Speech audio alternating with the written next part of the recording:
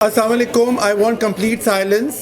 आज का सेशन बहुत इम्पॉर्टेंट है and it is from WHO, which is World Health Organization. It's indeed our pleasure. We are very much pleased and thankful to you that you took out time. और ये बहुत important session हम सबके लिए है because ये एक World Health Organization की तरफ से आए हैं और ये हमें बताएंगे एक नया प्रॉब्लम, उसके बारे में डिस्कस करेंगे और हम सबको पता होना चाहिए उसके लिए हमें क्या क्या करना है. But before starting today's lecture, my doctor Saif, I like to call our student Farooq to kindly come on the stage and recite some holy verses. अऊज़ु बिल्लाहि मिनश शैतानिर रजीम. बिस्मिल्लाहिर रहमानिर रहीम. यासीन वल कुरआनिल हकीम. إنك لمن المرسلين على صراط مستقيم على صراط مستقيم تنزيل العزيز الرحيم لتنذر قوما ما أنذر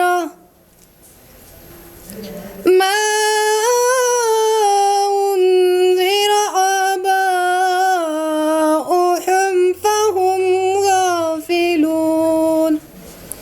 صدق الله العظيم. Jazakallah. So today's topic is of course very important about acute flaccid paralysis, and I'm very happy and very pleased that Dr. Saif is here. हमें बताएंगे इसके बारे में और आप सब नोट करें इसके बारे में चीज़ें बिकॉज आप सबको पता होना चाहिए. So let's start with the lecture today. Dr. Saif is here. We start the lecture on acute flaccid paralysis and he is the disease surveillance officer from WHO. Dr. Saif, kindly come on the stage. आप लोग health related लोग हैं और आप लोग के साथ आप लोग की जो इंटरेक्शन है वो पेशेंट्स के साथ ज़्यादा होती है. तो आप लोग को एक ये समझ लें कि ये कोई आप लोग को पढ़ाई नहीं है, एक सेंसिटाइजेशन सेशन है ताकि आप लोग इस चीज़ से अवेयर हो सकें कि हम लोग क्या करने जा रहे हैं और क्या हो रहा है हमारे साथ. सबसे पहले अगर हम प्राइमरी हेल्थ केयर की बात करें, प्राइमरी हेल्थ केयर में जो हमारे लिए हर साल पाकिस्तान में 5 लाख बच्चे ऐसे हैं जो अपनी पहली सालगिरह देखने से पहले वफ़ात पा जाते हैं ड्यू टू डायरिया. ठीक है जी. तो उसका हमारे पास कोई ऑप्शन नहीं था कि हम किस तरह वो डेथ्स जो हैं वो अवॉइड कर सकें. तो गवर्नमेंट ऑफ पाकिस्तान ने वर्ल्ड हेल्थ ऑर्गेनाइजेशन के साथ मिलकर उसकी वैक्सीन इंट्रोड्यूस कराई जिसको हम लोग आजकल अपनी जो हिफाजती टीकाजात के कोर्सेज़ हैं उसमें वो शामिल की गई है. इस तरह हमारे लिए प्राइमरी हेल्थ केयर में जो सबसे बड़ा इशू है वो है वैक्सीन प्रिवेंटेबल डिजीज़. वो बीमारियां जिनको हम वैक्सीन के ज़रिए कम कर सकते हैं, मॉर्टेलिटी को कम कर सकते हैं और मॉर्बिडिटी को एवॉइड कर सकते हैं.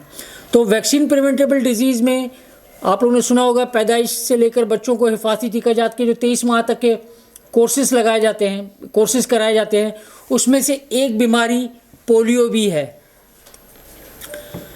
अब अक्सर आप लोग के जहन में ये सवाल आता होगा कि इतनी सारी बीमारियां हैं, ये सिर्फ पता नहीं क्यों पोलियो प्रोग्राम के पीछे पड़े हुए हैं सब. ऐसे ही होता है ना. मीज़ल्स के आप लोग को खसरा के केसेस बहुत सारे मिल रहे होंगे, डायरिया के केसेस मिल रहे होंगे, टाइफाइड के केसेस मिल रहे होंगे, हेपेटाइटिस ए के मिल रहे होंगे केसेस, हेपेटाइटिस बी के केसेस मिल रहे होंगे. लेकिन अक्सर आप लोग के जहन में ये ख्याल आता होगा कि ये सिर्फ पोलियो के पीछे क्यों पड़े हुए हैं. तो बेटा उसका जो रीज़न है वो भी हम आपके साथ डिस्कस करेंगे क्योंकि आप लोग हमारा जो माशरा है उसमें 2-3 लोग ऐसे हैं जिनकी बड़ी रिस्पेक्ट की जाती है.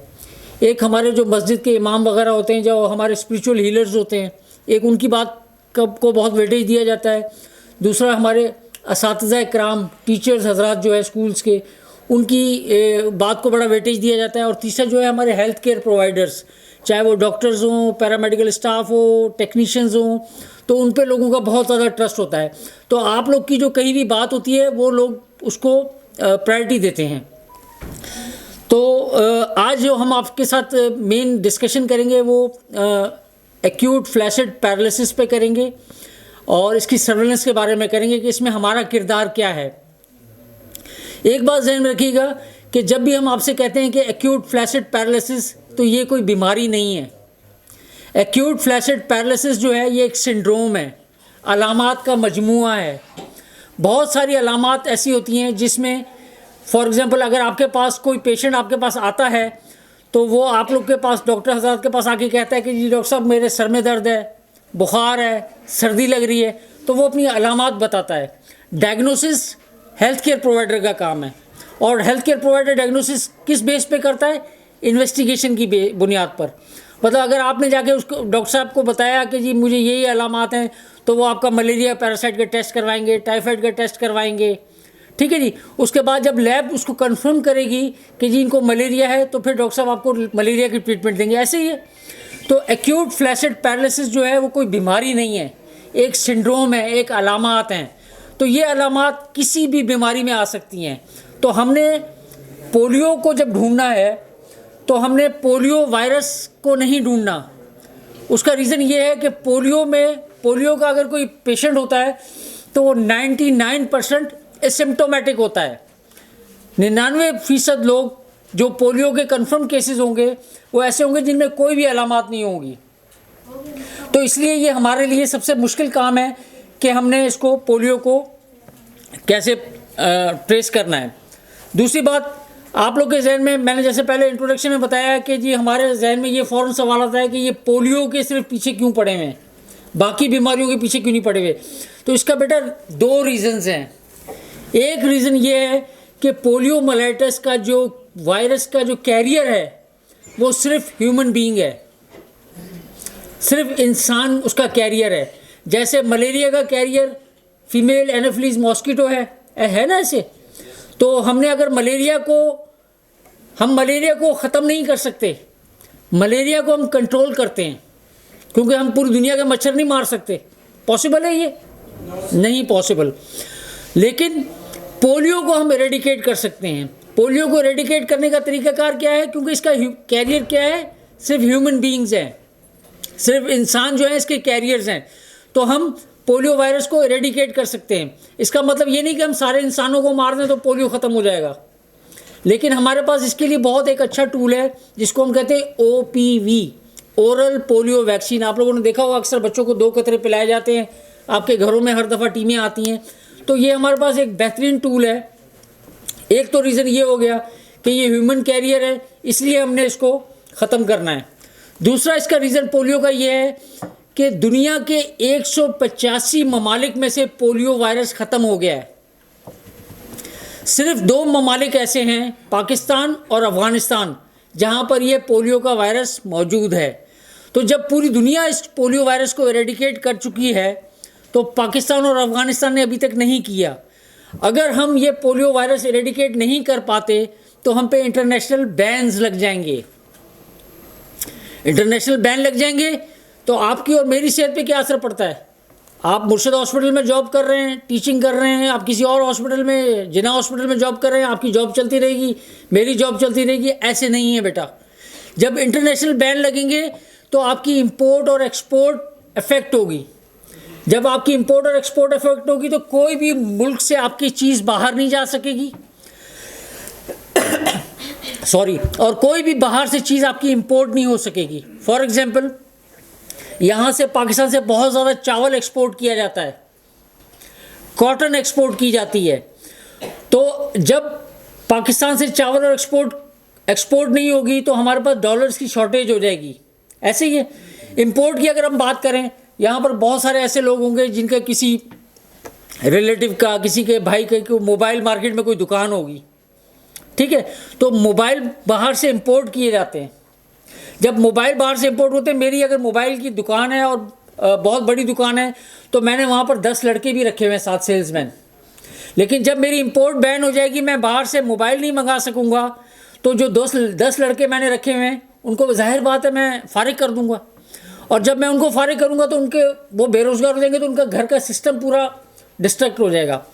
इसके अलावा एक और बड़ा रीज़न है बेटा कि हम मुसलमान अगर हैं तो हमारे पास हज और उम्रे की सादत से हम महरूम कर दिए जाएंगे। कोविड के ज़माने में आपको याद है क्या हुआ था कि हमारे पे हज पे सैंक्शन लग गया था, बैन लग गया था, उम्रे पे बैन लग गया था कि जी 50 साल से उम्र का बड़ा आदमी नहीं जा सके और ये नहीं हो सके और वो नहीं हो सके। तो हमारे लिए ये पोलियो रेडिकेट करना बहुत ज़रूरी है। अस्सलाम वालेकुम। मेरा नाम डॉक्टर अदनान है और मेरा ताल्लुक़ गवर्नमेंट ऑफ सिंध से और CDC अटलांटा से मेरा ताल्लुक़ है। आवाज़ आ रही? जी ठीक, thank you. First of all thank you doctor Kashif and Murshid hospital administration and special thank to all of you because आप लोग जो हैं वो उस तबके से ताल्लुक़ रखते हैं माशरे के कि मैं कुरान पाक की आयत यहाँ पर कोट करना चाहूँगा कि तुम वो बेहतरीन उम्मत हो जिसे इस्लाह के लिए चुना गया। अब इस्लाह के लिए 3 तबके चुने गए, स्पेशली आपके रिलीजियस स्कॉलर्स, नंबर 2 असातिज़ा और नंबर 3 तिब के शोबे से ताल्लुक़ रखने वाले। तो आप वो उस तबके से ताल्लुक़ रखते हैं कि जिनका अजर सिर्फ़ अल्लाह दे सकता है और कोई नहीं दे सकता। पोलियो से मुतल्लिक इम्पॉर्टेंट जितनी भी इंफॉर्मेशन थी डॉक्टर सैफ ने आपको दी। मेरी नज़र में इस वक्त जो सबसे बड़े चैलेंजेस हैं हमारे वो 2 हैं। नंबर 1 एक तो कम्युनिटी एक्सेप्टेंस, दूसरी ऑनरशिप। अगर ये 2 चीज़ें डेवलप हो जाएं तो मैं इस बात पर बिल्कुल मुतमईन हो जाऊंगा, या आप सब भी मुतमईन होंगे इंशाअल्लाह, कि हम किसी भी इन्फेक्शियस डिज़ीज़ को एग्जिस्ट करने नहीं देंगे। ठीक है। अब दूसरी चीज़ ये है कि अब जब हम कम्युनिटी में देखते हैं तो हमारे पास मिथ्स बहुत ज़्यादा हैं। अब वहाँ पर आप लोगों का रोल बहुत ज़्यादा है, स्पेशली इन इन्फेक्शियस डिजीज़ में, क्योंकि अब जब मैं सिर्फ अपने केमाड़ी का टारगेट देखता हूँ तो अंडर 5 ईयर तकरीबन 3,44,000 बच्चे हैं मेरे पास जिनको हम वैक्सीनेट करते हैं, और उसमें से हर कैंपेन में हमारे पास 10 से 15,000 मिस्ड बच्चे बचते हैं। और उसके बाद भी अगर हम टेक्निकली देखें तो इस रेशो पे हमारे पास वायरस की एग्जिस्टेंस नहीं होनी चाहिए। मीन कि हमारे पास वैक्सीनेशन की जो डिलीवरी है उसमें कोई फ़्लॉ हो सकता है, या डेटा की जो रिकॉर्डिंग है उसमें फ़्लॉ हो सकता है। तो हमने इस पे भी नज़र रखनी है और हमने कम्युनिटी पे भी नज़र रखनी है। हमारा मेन ऑब्जेक्टिव ये है कि हम कम्युनिटी में एक्सेप्टेंस डेवलप करें ताकि लोग वैक्सीनेशन को ऑन करते हुए उसे अपने बच्चों को वैक्सीनेट करवाएं। जितने ज़्यादा वैक्सीनेट होंगे बच्चे उतनी आपकी हर्ड इम्यूनिटी डेवलप होगी और हम वायरस को कंटेन कर सकेंगे। आप लोगों का रोल बहुत इम्पॉर्टेंट है क्योंकि लोग आपकी बात पर ट्रस्ट करते हैं और आपकी बात को मानते हैं। आप लोग कम्युनिटी में भी जाते हैं और आपके पास कम्युनिटी से लोग भी आते हैं। तो आप ये की मैसेज जो आपको पोलियो के हवाले से, वैक्सीनेशन के हवाले से, या आपकी जो रूटीन इम्यूनाइजेशन के हवाले से जो भी आपको इम्पॉर्टेंट इन्फॉर्मेशन दी जाती है वो आप उन तक पहुँचाएँ।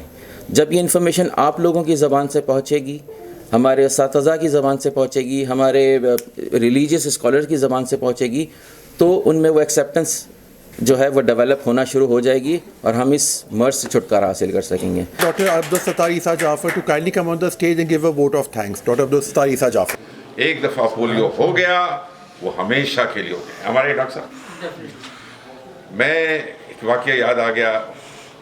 एयरपोर्ट पे था तो एक खातून एक बच्चे को लेके अमेरिका जा रही, सुन ले बात गौर से, कहाँ जा रही थी, और एजुकेटेड औरत थी। मैंने ऐसी था तो मैंने कब पूछा, मैडम क्या हो गया बच्ची को, कहाँ? मैं एक मेरी आदत है, जो भी बीमार होता है उसको मैं हवाई जहाज़ के अंदर या एयरपोर्ट पे पूछते रहता हूँ, कुछ ना कुछ आगे सीखते रहूँ। कहा, डॉक्टर साहब मैं इस बच्चे को अमेरिका ले जा रही हूँ। अमेरिका ले जा रही? क्यों? इसको पोलियो हो गया। मैंने कहा आप तो पढ़ी लिखी हैं, और अमेरिका इसलिए ले जा रही थी कि उस ज़माने में इंटेंसिव फिजियो रिहैब नहीं था जिस तरह भी डॉक्टर रहमत और हमारी दुआ देती हैं।